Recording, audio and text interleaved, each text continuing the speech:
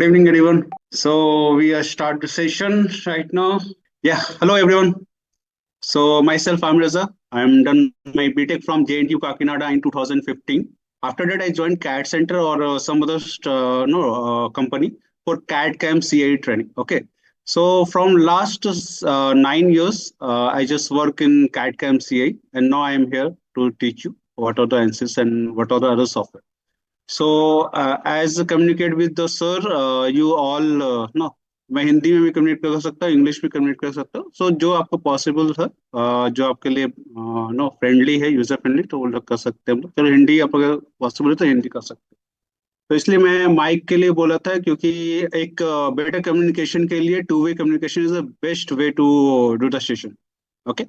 So yeah. So first of all, whatever names available in my chat, no, and participation, just one by one, I just mic on all the person, and then please introduce yourself and also what you know about ANSYS and whatever software you learned earlier, so that is a better understanding and the similarly way and frequently हम लोग उससे जा सकते हैं, friendly way से जा सकते हैं कि अच्छा आपको इतना पता है तो हम लोग और क्या क्या टॉपिक्स इसमें कवर कर सकते हैं एंसिस में. ओके. एंसिस में अगर आप लोगों को नो प्रोडक्ट पता है, प्रोडक्ट एनालिसिस पता है, प्रोडक्ट में क्या क्या होता है, एक कंपनी में जो है जैसे प्रोडक्ट कहाँ से स्टार्ट होता है और कहाँ जाके एंड होता है टिल मैन्युफैक्चरिंग, डिजाइन से लेके मैन्युफैक्चरिंग तक में क्या क्या यहाँ में होता है एक इंडस्ट्री में, तो जो जो पॉसिबिलिटी होती है, जो जो आपकी प्रोसेस होती है, उसे हम लोग यहाँ में समझेंगे. ठीक है.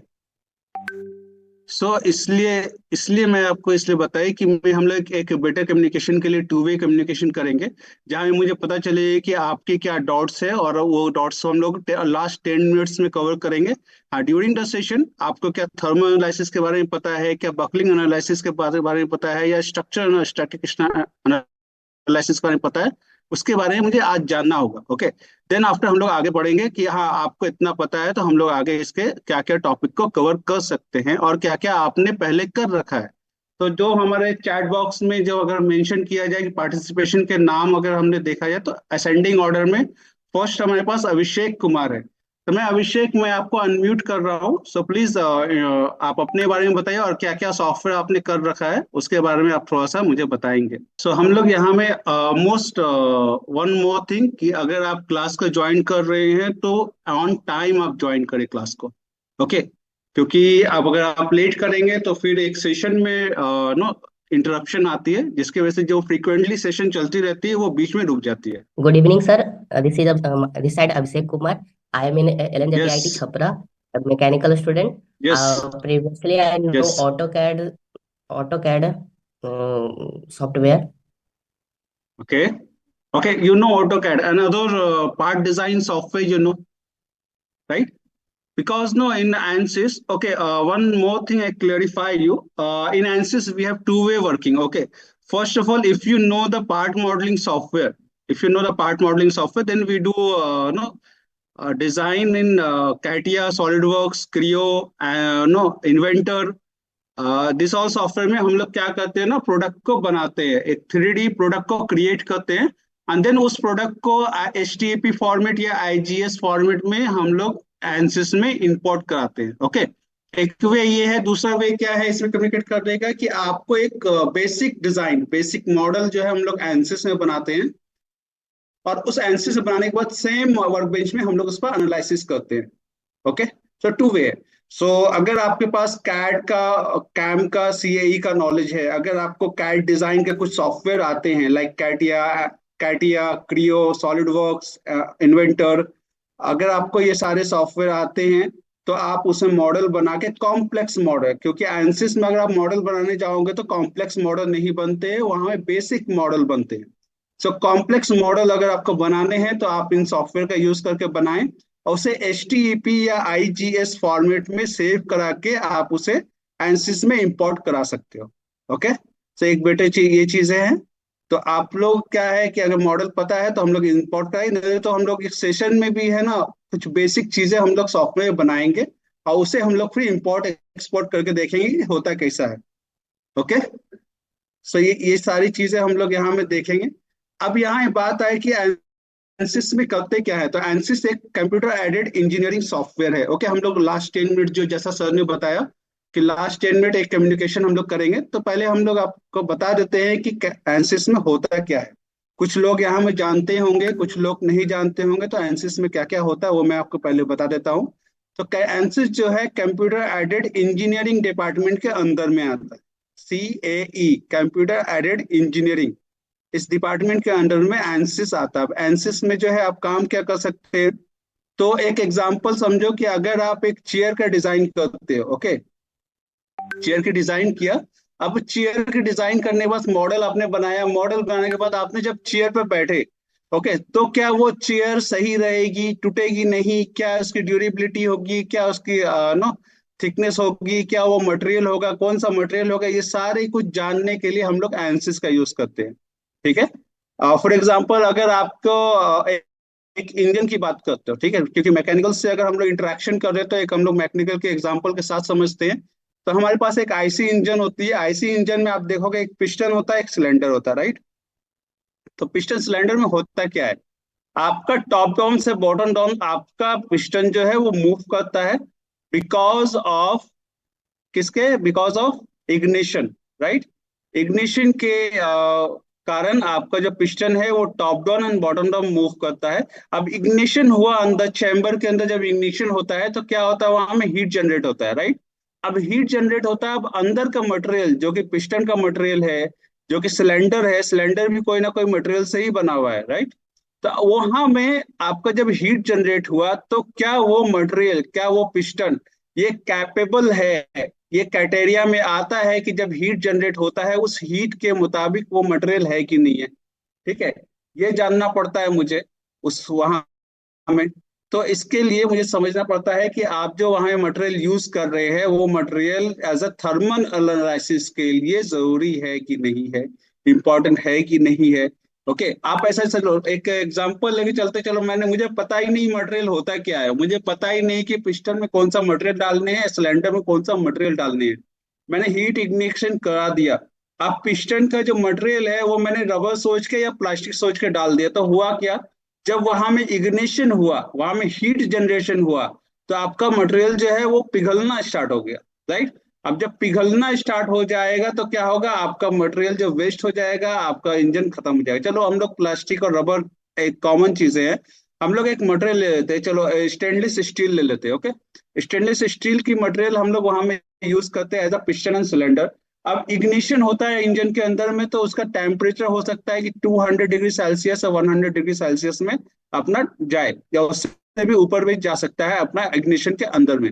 अब मटेरियल जो मैंने यूज किया है उसकी हाईएस्ट मेल्टिंग पॉइंट जो है वो 90 degree. Okay, highest melting point जो है वो 90 डिग्री। मुझे पता नहीं था क्या इग्निशन हो रहा है नहीं हो रहा है, मैंने 90 डिग्री का हाईएस्ट मेल्टिंग पॉइंट वाला मटेरियल जो है मैंने यूज कर दिया पिस्टन में। अब उसके कारण हुआ क्या, जब इग्निशन हुआ तो मटेरियल उसका थोड़ा सा पिघलना स्टार्ट हो गया पिस्टन का। अब मटेरियल अगर पिघलता है पिस्टन का तो होगा क्या, आपका जो टॉप डाउन से बॉटम डाउन का जो सिलेंडर का साइज है वो छोटा हो बड़ा हो जाएगा, क्योंकि मटेरियल पिघल रहा है ना। पिस्टन का मटेरियल जब मेल्ट हुआ तो ऊपर से मेल्ट हुआ या नीचे से मेल्ट हुआ, वो थोड़ा सा गैप बना दिया। अब गैप बनाने से क्या हो गया कि आपका टॉप डाउन और बॉटम डाउन के इस बीच में जो स्पेस था वो बढ़ गया। अब स्पेस बढ़ने से रीजन क्या होगा, कोई बता सकता है, जब अगर पिस्टन इंजन के अंदर स्पेस अगर बढ़ता है तो उससे क्या होता है, क्या इफेक्ट पड़ता है इंजन पर। चलो एक काम करता हूँ मैं, अमित कुमार को बोलूं कि आप अगर बता पाओ तो ठीक है। हम लोग लास्ट के 10 मिनट बाद लास्ट में जो है हम लोग इसके सर बारे में बात क्वेश्चन करेंगे कि रिपीट क्या क्या। कीजिएगा। क्वेश्चन ये है कि आपके इंजन में अगर टॉप डाउन से बॉटम डाउन की जो भी फ्रीक्वेंटली रखी गई है, जो स्पेस रखी गई है, अगर वो स्पेस से ज्यादा स्पेस हो जाता है तो इंजन पर क्या इफेक्ट पड़ेगा। क्वेश्चन ये है कि इफिशियंसी पर इफेक्ट पड़ जाता है, तो इंजन की इफिशियंसी पर इफेक्ट पड़ता है। ओके, सो हम लोग क्या करते हैं जब एंसिस यूज करते हैं, एंसिस से मुझे पता है कि अंदर इग्निशन होने वाला है, तो इग्निशन के लिए हमारे को एक टेम्परेचर अगर अंदर में क्रिएट होगी, राइट। तो टेम्परेचर जब क्रिएट हो रही है तो उसके लिए वहां में क्या करेंगे, थर्मल एनालिसिस का यूज करके हम लोग बताएंगे कि अपना जो मटेरियल है वो मटेरियल का मेल्टिंग पॉइंट क्या है और अंदर इग्निशन हो रहा है उसके कारण इफेक्ट क्या क्या आएगी। ठीक है, ये एक हमारे को वहां में पता चलेगी थर्मल एनालिसिस से। अब एक मैंने चेयर की बात की थी कि चेयर पर अगर आप बैठते हैं तो क्या वो चेयर रहेगी या टूटेगी या नहीं रहेगी, राइट। तो चेयर के लिए वहां में स्टैटिक स्ट्रक्चरल एनालिसिस का यूज किया जाता है कि चेयर की ड्यूरेबिलिटी, क्या वो बेंड होगा चेयर या नहीं बेंड होगा, या वो रहेगा या टूटेगा। तो इसके लिए जो है स्टैटिक स्ट्रक्चरल एनालिसिस का यूज किया जाता है। एक जो वाइब्रेशन होता है, कोई मशीन आप देखते हैं तो वो वाइब्रेट करता है जब उसमें काम होता है, राइट। तो उस एनालिसिस को, उसके लिए एनालिसिस जो होती है उसका बकलिंग एनालिसिस कहा जाता है, ठीक है। तो इसी तरह से नंबर्स ऑफ एनालिसिस अपने जो है डिपार्टमेंट में अवेलेबल है। तो एक कंपनी रिलेटेड, अगर मैं कंपनीज, क्योंकि आप लोग जो है अभी पढ़ाई कर रहे हैं, आप लोग बीटेक या बीटेक कर रहे हैं या डिप्लोमा कर रहे हैं। तो बीटेक जो कर रहे हैं तो इसके बाद आप निकलेंगे जॉब को खोजने के लिए, जॉब कॉलेज प्लेसमेंट होगी तो जॉब वहां से आपको मिल जाएगी। तो आपका काम क्या होगा इंडस्ट्री में जब आप यहाँ से जाओगे, ठीक है। आपका वर्क क्या होगा इंडस्ट्री में, कि आप यहाँ से जाने के बाद क्या करोगे वहां जाकर। क्या मुझे एक मशीन पर खड़ा होना पड़ेगा, क्या मैं एक चेन पर खड़े होकर वर्क करूंगा, या मैं एक डिजाइन के फील्ड में जाऊंगा, या मैं मशीन के फील्ड में जाऊंगा, या मैन्युफैक्चरिंग के फील्ड में जाऊंगा, या आपको डेवलपमेंट के फील्ड में जाऊंगा। क्या फील्ड आप चुनेंगे उसके आधार पर आप वहां वर्क कर सकते हैं, ठीक है। अब डिपेंड करता है, देखो अगर मशीनिंग, अगर मैन्युफैक्चरिंग डिपार्टमेंट में जाते हैं तो नो डाउट आपका काम वहां में बेहतर है, आपको सीखने को बहुत कुछ मिलेगा। बट हाँ, मैन्युफैक्चरिंग डिपार्टमेंट में है कि आपको वहां में चीजों को समझनी पड़ेगी, आपको मशीनों को समझनी पड़ेगी, मशीन पर वर्क करना पड़ेगा। अगर आप खुद वर्क नहीं करे रहेंगे तो दूसरे छोटे जो वर्कर हैं आपके, उनको आप कैसे बताओगे कि नहीं ये ऐसे में ऐसा होता है, नहीं तो वही आपको पढ़ा के निकल जाएगा। ओके। सो आपको भी मशीन को चलाना आना चाहिए, नहीं तो वो आपको पढ़ा के, नहीं सर ऐसा नहीं है, ऐसा ऐसा होता है करके वो निकल गया। तो आपको भी आना चाहिए अगर आप कहीं वहां वर्क करने जा रहे हो, ठीक है। तो बट बेटर क्या है कि एक मेरे पॉइंट ऑफ व्यू से अगर आप जाते हो तो आपको एक डिजाइन फील्ड चूज करना चाहिए। क्यों मैं डिजाइन फील्ड बोल रहा हूँ कि बिकॉज आपके लिए, ओके, अगर आप नहीं होंगे तो कोई भी ऑब्जेक्ट, कोई प्रोडक्ट मैन्युफैक्चरिंग होगा ही नहीं। अगर आप ही डिजाइन नहीं बना के दोगे तो कोई भी प्रोडक्ट, चाहे वो स्विच हो, छोटी सी स्विच हो वो, या बोतल हो, या अगर आपको मैकेनिकल के पार्ट हो, इलेक्ट्रिकल के पार्ट हो, कोई भी पार्ट हो, वो मैन्युफैक्चर होगा ही नहीं क्योंकि आप ही नहीं होगा। डिजाइन जब तक नहीं है वो मैन्युफैक्चर नहीं होगा। अच्छा, पहले तो सर कुछ कुछ लोगों के क्वेश्चन ऐसे होंगे कि अच्छा सर पहले भी तो डिजाइन है, पहले तो डिजाइन था नहीं, तो तब भी तो मैन्युफैक्चरिंग होते थे, तब भी तो लोग वहां में काम करते थे, तो अभी क्या। देखो पहले क्या होता था कि पहले हम लोग ड्राफ्टर से काम करते थे। अभी भी शायद आपके कॉलेज में इंजीनियरिंग ड्राइंग नाम से एक सब्जेक्ट जो फर्स्ट ईयर में पढ़ाई जाती है, वहां में आपने ड्राफ्टर का यूज किया होगा, राइट। तो ड्राफ्टर से जो आप डिजाइन बनाते हैं तो होता क्या है, वहां में स्केल होता है, स्केल में डेसिमल के बाद एक डिजिट ही आप ले सकते हो। अगर आपको 20.5 की लाइन बनानी है तो आप स्केल से, ड्राफ्टर के हेल्प से बना सकते हो। बट अगर आपको 20.5962 आफ्टर डेसिमल 4 डिजिट अगर आपको लाइन की लेंथ है और वो लाइन बनानी है तो आप ड्राफ्टर के यूज से नहीं बना पाओगे। तो वहां में हमारा डिजाइन काम आता है, वहां में हमारा मॉडल काम आता है, चाहे आप ऑटोकैड से बनाओ, चाहे आप कैटिया से बनाओ, चाहे आप सॉलिड वर्क से बनाओ, चाहे आप इन्वेंटर से बनाओ, बट वहां में ये काम आएगा, ठीक है। अब इस बात को हम लोग समझ रहे हैं कि डिजाइन का जरूरी है। अब क्यों जरूरी है, कैसे जरूरी है, वो भी बात समझ लेते हैं।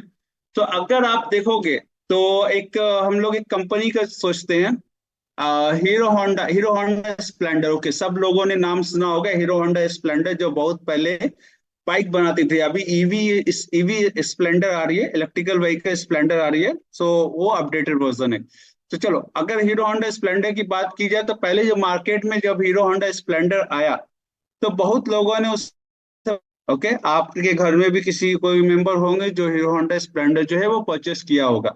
नेक्स्ट, उनका सेल जो है, हीरो होंडा का जो सेल है वो नीचे से उठ के ग्राफ जो है उनका ऊपर पिक तक पहुंच गया।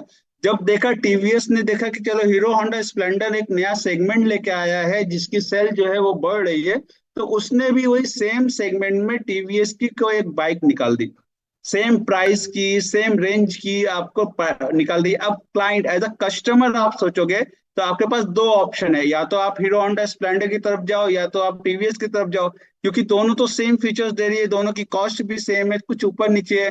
क्योंकि अगर टीवीएस की बात की जाए तो टीवीएस ने बोला चलो हीरो होंडा स्प्लेंडर जो है वो 45,000 में आ रही है, मैं अपना जो टीवीएस की बाइक लेके आ रहा हूँ वो थोड़ा सा कम कर देता हूँ प्राइस। तो उन्होंने क्या किया, वो 40,000 में जो है टीवीएस की बाइक जो है वो मार्केट में लॉन्च कर दी। अब क्या हुआ, हीरो होंडा का सेल जो है वो डाउन हो गया, राइट। जब टीवीएस का सेल होने लगेगा तो हीरो होंडा का सेल, मानी सी बात है, वो नीचे जाएगा ही जाएगा, क्योंकि हीरो हीरो होंडा स्प्लेंडर जो है वो 45,000 की आ रही थी और टीवीएस जो है वो 40,000 में सेम फीचर आपको मिल रहा था। अब टीवीएस क्यों नहीं परचेस करो एज अ कस्टमर, राइट। तो वहां में क्या होता है कि जब आप परचेस कर रहे हो तो टीवी हीरो होंडा स्प्लेंडर ने बहुत सारे मैन्युफैक्चरिंग करके रखे हैं, अब उनका तो लॉस हो रहा है ना, कि उनकी जो बाइक अगर नहीं सेल हो रही तो उनकी लॉसेस हो रही है। अब लॉस को रिकवर करने के लिए वो क्या करेंगे कि वो अपने मार्केटिंग एग्जीक्यूटिव को मार्केट में भेजेंगे कि चलो भाई तुम मार्केट में जाओ, है क्या क्या माजरा है कि वहां में अपने जो है वो सेल नहीं हो रहे हैं। अपने जो सेल होते थे, मान के चलिए कि महीने में 1 लाख या 2 लाख यूनिट अपने सेल हो जाते थे, बट अभी जो है वो सेल नहीं हो रहे। रीजन क्या है, क्यों हीरो होंडा की तरफ से लोगों का विश्वास उठ गया, क्या हो गया, नहीं हो गया। तो कंपनी ने जो है एक बोर्ड ऑफ मीटिंग में ये सारी डिस्कस करके अपने जो मार्केटिंग एग्जीक्यूटिव है इनको मार्केट में भेजते हैं पता लगाने के लिए। अब पता लगाने के दौरान मार्केटिंग एग्जीक्यूटिव को पता चलता है कि अच्छा मार्केट में एक और बाइक आई हुई है जो कि टीवीएस के नाम से 45,000 का नहीं, वो 40,000 में ही दे रहे हैं। ठीक है, जो कि हीरो होंडा 45 में आया था वो 40 में दे रहे, तो एक पॉइंट उनको मिला। नेक्स्ट पॉइंट मिल गया क्या कि अच्छा जो हीरो होंडा स्प्लेंडर बाइक है उसकी जो सीट की जो कर्व है वो कर्व उनको थोड़ी ना कंफर्ट नहीं दे पा रही है, इसलिए वो परचेस नहीं कर रहे। सेकंड रीजन मिल गया। थर्ड रीजन क्या मिला, उनका जो इफिशियंसी है, जो माइलेज है गाड़ी की वो बहुत ही कम है। तो थर्ड रीजन मिल गया। फोर्थ रीजन क्या मिला, उसकी बाइक की जो आप रेस देते हो, ओके, जो आप रेस दे रहे हो वो रेस सही नहीं आ रही है गाड़ी की। आप जब उसमें नो क्लच मार रहे हो तो क्लच अच्छे से नहीं आ रही है, तो इसको चेंज करने में, गियर चेंज करने में थोड़ा सा परेशानी हो रही है, ट्यूनिंग सही नहीं है। तो ये सारे क्वेश्चंस के आंसर, ये सारे कुछ मिले मार्केटिंग एग्जीक्यूटिव को। हम सेम चीज उन्होंने उठा के लेके कंपनी में आया और फिर से बोर्ड ऑफ मीटिंग बैठ करके यहाँ में पता चली कि अच्छा चलो क्या क्या रीजन है मार्केट में जो अपनी बाइक नहीं बिक रही है। तो उन्होंने बताया कि आपके रीजन रीजन ये है कि आपकी इफिशियंसी नहीं आ रही है, रीजन ये है कि आपका सीट का कुछ कर्व अच्छा नहीं है जो कंफर्ट नहीं दे पा रहा है, गियर चेंज करने में इफेक्ट आ रही है, कॉस्ट की इफेक्ट आ रही है। तो ये सारे कुछ इश्यूज आए वहां में। अब आने के बाद इशू वो क्या करेंगे, वो बोलेंगे चलो भाई तुम कैड से आते हो, क्योंकि डिजाइन में 3 सेक्शन है, computer design, computer manufacturing and computer aided engineering, CAD, CAE and CAM। Okay, 3 department है। अब CAD डिपार्टमेंट बोला चलो भाई तुम डिजाइन के पर्सन हो, तुम जो है अभी जो मॉडल आया हुआ है वो कर्व तुम्हारा सही नहीं था, तो कर्व को चेंज करो। तो आप क्या करोगे, आप थोड़ा उसका कर्व चेंज करेंगे, थोड़ा मॉडल चेंज करेंगे, बट आप एज अ कंपनी काम कर रहे हो ना, कंपनी का, तो कंपनी का पॉइंट ऑफ व्यू से आप सोचोगे कि जहां अगर मैं कर्व चेंज करूंगा तो मेरा मटेरियल थोड़ा सा रिमूव होगा। अगर मटेरियल रिमूव होगा तो कंपनी में मटेरियल कॉस्ट कम लगेगा, कंपनी मटेरियल कॉस्ट कम लगेगा तो मैन्युफैक्चरिंग कॉस्ट कम होगी और कॉस्ट घट जाएगा गाड़ी का। ठीक है, मैन्युफैक्चरिंग कॉस्ट घट जाएगा गाड़ी का, मटेरियल कॉस्ट घट जाएगा गाड़ी का। तो आप कंपनी की तरफ से सोचोगे। अच्छा, इफिशियंसी कम आ रही थी, ये भी रीजन आ रही थी, तो क्या करेंगे, जो सिलेंडर का साइज है उस सिलेंडर के साइज को हम लोग थोड़ा सा छोटा कर लेंगे। ओके, जब सिलेंडर के साइज को छोटा करेंगे तो मटेरियल कटेगा, मटेरियल कटेगा तो मैन्युफैक्चरिंग कॉस्ट घटेगी, मटेरियल कॉस्ट घटेगी। ठीक है, तो ये सारी चीज यहाँ में करने के बाद और क्या आई थी, आपकी ट्यूनिंग में थोड़ी इफेक्ट आई थी, तो ट्यूनिंग के डिजाइन में चेंज करेंगे। डिजाइन में चेंज करने के बाद जो मेरी पहले की गाड़ी थी और जो मैंने अब डिजाइन किया उन दोनों में कंपेयर करेंगे। कहाँ कंपेयर करेंगे, तो कंप्यूटर एडेड इंजीनियरिंग डिपार्टमेंट में उसको ना कंपेयर करेंगे। आप कंपेयर कैसे करेंगे, देखो, पहले जो अपने पास मटेरियल थी, पहले जो इंजन की इफिशियंसी थी, वो हम लोग यहाँ आके इंजन की इफिशियंसी चेंज करेंगे और चेक करेंगे प्रीवियस वाले से एज कंपेयर, इसमें क्या वो सही आ रही कि नहीं आ रही है। कर्व जो है वो तो फिजिकली आप चेक कर सकते हो। तो सारे कुछ जो एक डिजाइन से रिलेटेड चीजें, एनालिसिस से रिलेटेड चीजें हम लोग जो है वो कंप्यूटर इंजीनियरिंग में चेक करेंगे। आफ्टर चेक होने के बाद वो सेम डिजाइन जो सॉफ्ट मॉडल है ना, उसे हम लोग मैन्युफैक्चरिंग डिपार्टमेंट में भेजेंगे। मैन्युफैक्चरिंग डिपार्टमेंट में क्या करेगा, जो आपने डिजाइन बनाया है उसमें क्या टूल जो कंपनी के पास अवेलेबल है, मैन्युफैक्चरिंग डिपार्टमेंट है ना, तो वहां में टूल्स होते हैं, वहां मशीनिंग चलती है। तो इवन नंबर टूल्स है, ऑड नंबर टूल्स है, तो आपने जो भी चेंजेस किए हैं वो चेंजेस उनके टूल्स जो है वो कट कर पा रहे हैं कि नहीं कर पा रहे हैं, ड्रिल कर पा रहे हैं कि नहीं कर पा रहे, टर्निंग कर पा रहे हैं कि नहीं कर पा रहे हैं। सॉरी। तो ये सारे कुछ जो है हम लोग कंप्यूटर एडेड मैन्युफैक्चरिंग में चेक करते हैं। आफ्टर चेकिंग अगर अपने टूल कट कर रहे हैं well and good, otherwise same चीज आपको उठा करके कंप्यूटर डिजाइन में फिर से दे दिया जाता है कि आप कंपनी के टूल के अकॉर्डिंगली इसकी डिजाइन बनाओ, ना कि अपने अकॉर्डिंगली। क्योंकि जब टूल ही नहीं है तो वो कटेगा कैसा, राइट। और कंपनी जो है नया टूल अभी परचेस कर नहीं सकते, क्योंकि वो पहले से ही घाटे में चल रही है, क्योंकि वो टीवीएस की चल रही है ना, टीवीएस की सेल हो रही है, टीवीएस की तो सेल हो नहीं रही है। तो हम लोग क्या करेंगे कि वहां में एक चेंजेस करेंगे, वहां में हम लोग क्या करेंगे कि जो कंपनी में टूल्स है उस टूल्स के अकॉर्डिंगली जो डिजाइन बनाया जाएगा। अभी डिजाइन बनाने के बाद क्या है कि फिर से इंजीनियरिंग में आया, फिर से चेक किया, देन फिर से मैन्युफैक्चरिंग में आया, वो फिर से चेक किया। After manufacturing well and good, अच्छी बात है, सारी कुछ प्रॉपर वे में है, तो वो एक वर्चुअल जो है वो कोड जनरेट करेगा, ओके, जिसको हम लोग जी कोड भी कहते हैं। आप लोगों ने जी कोड का नाम सुना होगा। जी कोड के हेल्प से वो सेम डिजाइन को, एक एक इंजन अलग डिजाइन होगा, पिस्टन अलग डिजाइन होगा, सिलेंडर अलग डिजाइन होगा, सीट अलग डिजाइन होगी, ऊपर का कवर अलग डिजाइन होगा, फ्रेम अलग डिजाइन होगी, सब अलग अलग डिजाइन होगी, ओके। सॉरी। सो उस सारे डिजाइन को जो है फिर एक वर्चुअल मैन्युफैक्चरिंग के अकॉर्डिंगली वहां में जी कोड जनरेट किया जाएगा। एंड रॉ मटेरियल, वो उस साइज का रॉ मटेरियल जो है वो सीएनसी में डाला जाएगा, जो जी कोड है वो सीएनसी में डाला जाएगा। और वहां में जो है अपने मटेरियल्स को रिमूव करके रॉ मटेरियल को रिमूव करके एक प्रॉपर वे में, एक प्रॉपर स्ट्रक्चर में, जैसा स्ट्रक्चर चाहिए वो स्ट्रक्चर निकाल देगा सीएनसी मशीन। अभी तो एक और अपने पास मैन्युफैक्चरिंग के प्रोसेस आए हुए जो कि 3D प्रिंटर्स, आपने नाम सुना होगा। तो कंपनी अभी जो है वो हाइब्रिड हो चुकी है, जहां में वो सीएनसी और 3D प्रिंटर दोनों यूज करी। तो इसके बारे में हम लोग बाद में बात करेंगे, क्या सीएनसी होता है, क्या 3D प्रिंटर होता है। तो ये एक अलग चीजें हैं, इसके बारे में अलग बात करेंगे, पहले प्रोसेस हम लोग समझ लेते हैं। तो वहां में जब मैन्युफैक्चरिंग हो गया, आपको प्रोसेस हो गए, प्रोसेस होने के बाद वो असेंबल हो गया। असेंबल होने के बाद गाड़ी जब पूरी तैयार है, तब मार्केटिंग टीम मार्केटिंग करता है कि पहले जो है टीवीएस स्प्लेंडर थी जो कि इतने माइलेज देती थी, अब TVS Splendor pro, TVS Splendor plus के नाम से गाड़ी आ गई, ओके।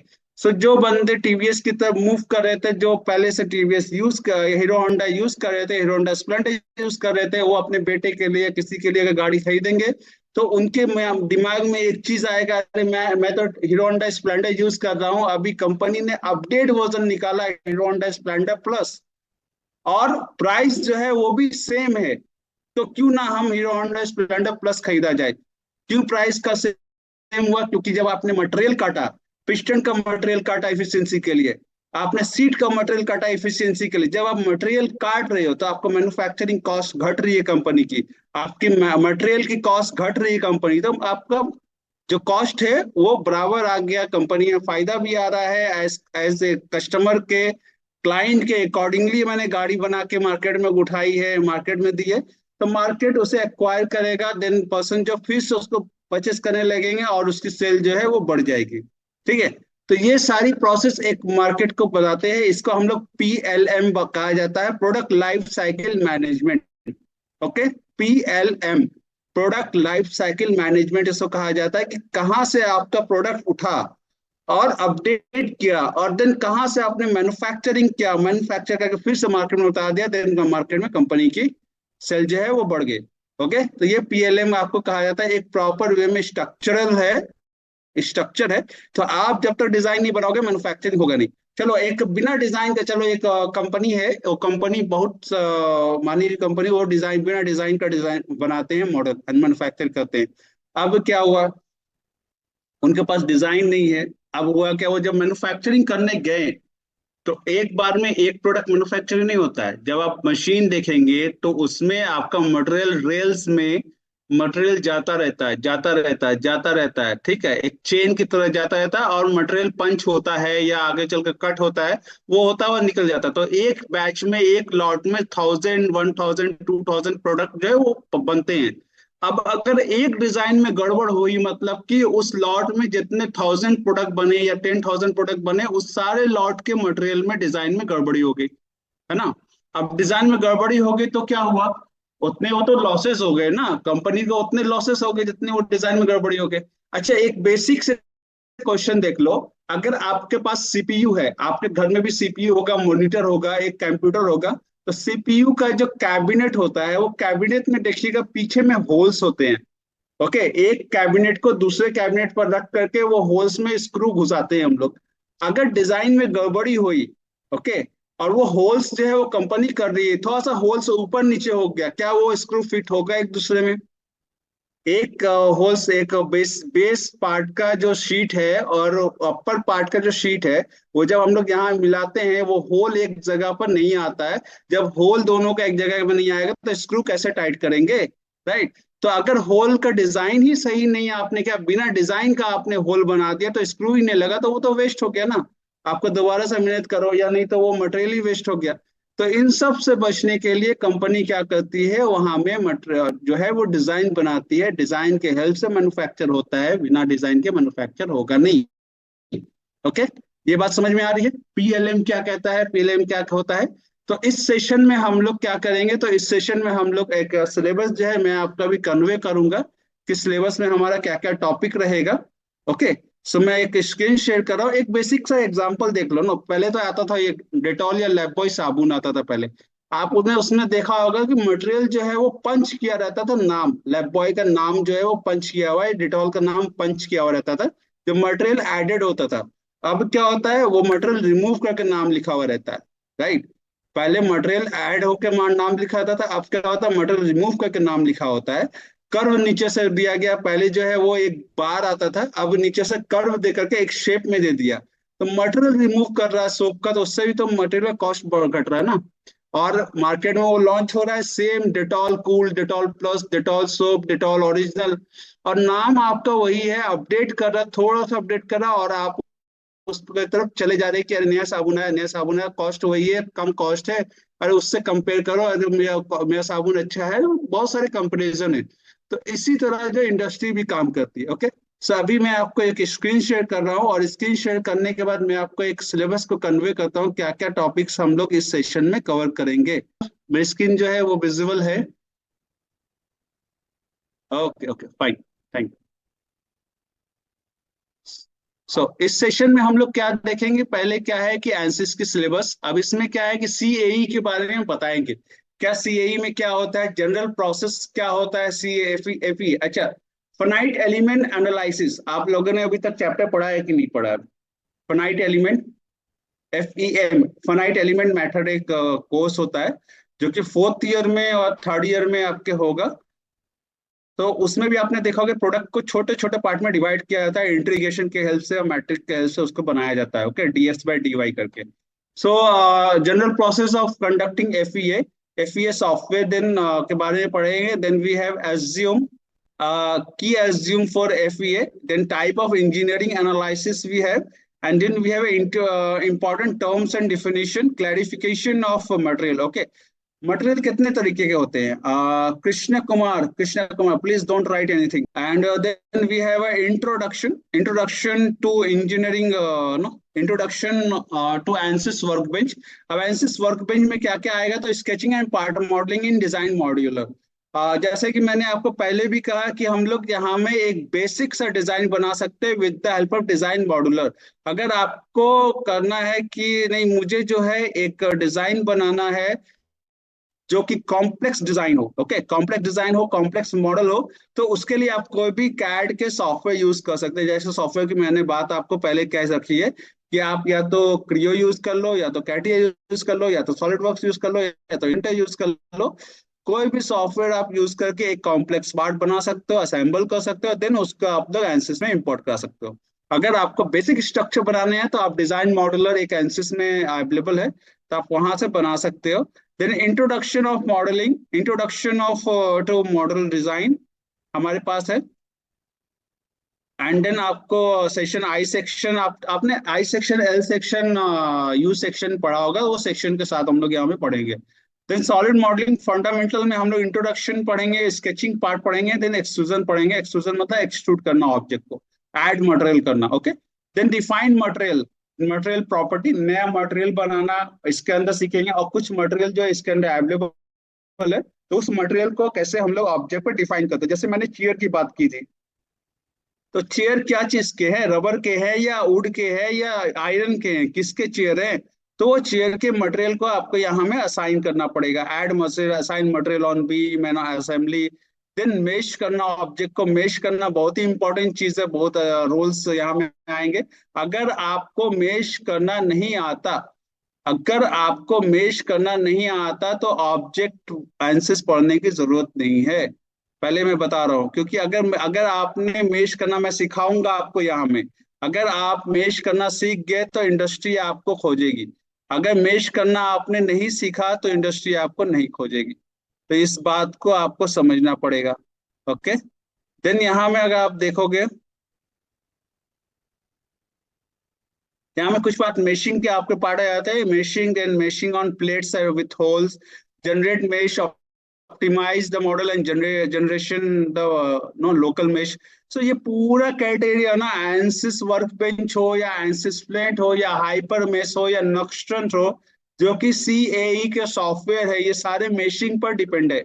जो भी वैल्यू आएगी वो मेश के अकॉर्डिंग वैल्यू आएगी। अगर मेश आपका प्रॉपर नहीं है तो वैल्यू आपकी प्रॉपर नहीं होगी। अगर मेश आपका प्रॉपर है तो ही वैल्यू आपकी प्रॉपर आएगी। ये बात आप समझ के रखो। ओके। सो मेश के बारे में आपको पढ़ना पड़ेगा। देन मेश में आपको कुछ कुछ पार्ट आएंगे। और देन अगर आप नीचे आओगे तो आपको स्टैटिक स्ट्रक्चरल एनालिसिस आएंगे। जो कि स्टैटिक स्ट्रक्चरल एनालिसिस, जैसे मैंने बोला चेयर की, चेयर के बारे में मैंने बात की, चेयर की थिकनेस क्या है, चेयर क्या वो रहेगा, टूटेगा नहीं टूटेगा, वो सारे कुछ स्टैटिक स्ट्रक्चरल एनालिसिस में आती है। जैसे pre processing, post processing and solution होते हैं। प्री प्रोसेसिंग मतलब क्या, मॉडल को तैयार करना फॉर एनालिसिस। सॉल्यूशन मतलब क्या, कि उसमें क्या एक साइड मेरा फिक्स रहेगा, दूसरे साइड में लोड डालूंगा, या अंदर में हीट जनरेट होगा, या क्या होगा, वहां कौन सा प्रोसेस होगा, कौन सा सॉल्यूशन उसमें देना है, तो वो सारे सॉल्यूशन में होंगे। देन पोस्ट प्रोसेसिंग मतलब क्या, रिजल्ट, क्या रिजल्ट आया, वो रिजल्ट के बारे में हम लोग पढ़ेंगे। देन स्टैटिक स्ट्रक्चरल एनालिसिस, जहाँ में बीम्स है, प्लेट्स है, सेंटर आपको होल्स अगर बने हुए हैं प्लेट्स के। फिर उसके बाद जानते हैं असेंबली, कुछ है ब्रैकेट्स के असेंबली आ जाएंगे। देन विजार्ड एंड टूल्स के बारे में हम लोग जानेंगे, जहाँ में स्टैटिक लोड्स अगर दे रहे हैं या फुटेज लोड दे रहे हैं, लोडिंग दे रहे हैं, तो उसके बारे में पढ़ेंगे। अच्छा, surface and line model, very very important topics. अगर आपको surface and model, line model, अगर 3D मॉडल पर आप एनालिसिस करने जाएंगे तो it's take a more time. Okay.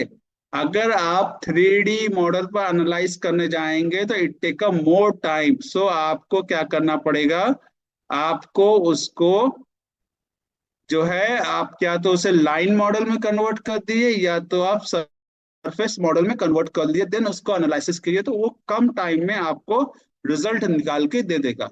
Okay. So surface and line models भी है, हो जाएगा। देन नेचुरल फ्रीक्वेंसी आएगी मॉडल। देन थर्मल एनालिसिस के बारे में हम लोग पढ़ेंगे। थर्मल एनालिसिस मतलब क्या हो गया, यहाँ में थर्मल एनालिसिस क्यों यूज करते हैं। अच्छा, तीन चीजें, Shivam Kumar, don't write anything. Okay. तो तीन चीजें थर्मल एनालिसिस में, आपको थर्मल, अगर हीट की जहाँ बात की जा रही है तो तीन तरीके की हीट होती है, आप लोगों ने पढ़ा होगा। Conduction, convention and radiation. Right. Conduction क्या होता है, in between two solid object अगर आप हीट को ट्रांसफर करें तो कंडक्शन होता है। कन्वेक्शन क्या होता है, रेडिएशन क्या होता है, आफ्टर 10 मिनट्स अगर हम लोग जब कम्युनिकेट करेंगे तो उस समय में आपसे कांटेक्ट होगी तो हम लोग पूछेंगे। कन्वेक्शन एंड रेडिएशन किन किन लोगों को पता होगा, किन लोगों को नहीं पता होगा, वो सारी कुछ देखेंगे। ओके। तो दो दो होते हैं। अच्छा, मैं बता देता हूँ थोड़ा बहुत, आप लोग से थोड़ा सा ये कर लेंगे, कैटेगरी वाइज बांट लेंगे। ओके। एक होता है कि हमारा एक सॉलिड है, एक फ्लूइड है, दोनों के बीच में इंटरेक्शन कर करके हीट को ट्रांसफर करना। और एक होता है दोनों फ्लूइड है और दोनों फ्लूइड को एक दूसरे के ना कांटेक्ट में लाने के बाद आपको ट्रांसफर होना हीट का। ओके। सो कंडक्शन मैंने बता दिया है, एक का कन्वेंशन है, एक रेडिएशन। आप कौन कौन सा है वो आप मुझे बताओगे। Okay. Then temperature we have, temperature के बारे में बताएंगे। देन उसका फिर हमारा static structural analysis, static thermal analysis हो जाएगी। Then preparation analysis and point remember thermal stress analysis, important term and condition for thermal analysis, जहाँ में थर्मल ग्रेडियंट की बात होगी, थर्मल फ्लक्स की बात होगी, देन बल्क टेम्परेचर की बात होगी। ये सारे कुछ एक रिजल्ट में आपको आएगा। ओके, फिल्म कॉफिशिएंट की बात होगी। आप लोग ये सारे कुछ पढ़े हैं, पोस्ट में स्ट्रक्चर में है। ओके, स्टीफन आपके पास है, थर्मल कंडक्टिविटी है, स्पेसिफाई हीट्स है। तो ये सारे टॉपिक्स जो है हम लोग इस सेशन में कवर करेंगे। ओके, सो अब यहाँ में बात आती है कि सेशन कैसे होगा, क्या होगा, कौन से डेट से होगा, वो सारे कुछ अभी सर आपको कन्वे करेंगे। It's on your, yes. So can we take QA session? I don't think you all are engineers. Now, engineers means what? You engineer. What is the name? What is the meaning of engineer? Anyone can tell, no? What is the meaning of engineer? Why you do BTech? कोई भी dots आप chat में भी डाल सकते हो ना। Engineer, engineers मतलब क्या होता है ना, कि आप एक नए, आप वो पर्सन है जो न्यू इन्वेंट्स करोगे। आपके बिना तो प्रोडक्ट ना बनेंगे ना मैन्युफैक्चरिंग होंगे। जब आप बोलोगे ही नहीं कि क्या प्रोडक्ट मुझे बनाने हैं, क्या अपडेट देने हैं, तो क्या आप करोगे फिर, है ना। ऐसे ही लगता है कि पढ़ करके अगर आपको घर में बैठना है तो फिर आप कैसे भी पढ़ो, कोई दिक्कत नहीं है। बट हाँ, अगर आपके पास क्वेश्चंस, क्वेश्चंस क्यों करते हैं हम लोग, कि आपसे कुछ क्वेश्चंस आए, हो सकता है कि दूसरे को वही डाउट हो बट वो बोल ना पा रहा हो, या तीसरे को वो डाउट्स हमारे पहले ही क्लियर हो जाए, इसलिए क्वेश्चन आंसर किया जाता है।